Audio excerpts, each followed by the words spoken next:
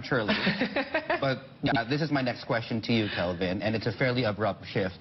What's wrong with Malaysia, man? Seriously, I can't remember the last time it's outperformed, and it's bottomed out. Would you be touching anything on Malaysia? No. Why not? We have not touched Malaysia for the last 5 years, and for very good reasons.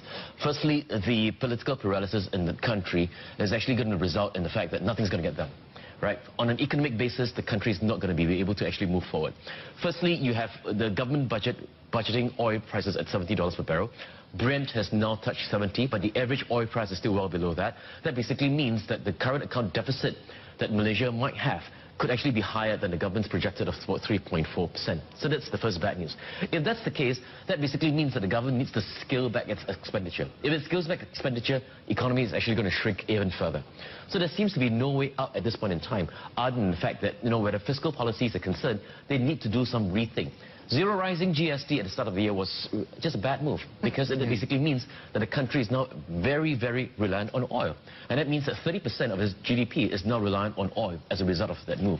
And that means that if oil prices fall and does not go beyond $70 per barrel, it's just bad news for the country. Yeah. Sounds like me at 4 a.m. It's just a bad decision after that. Bad decision after bad decision.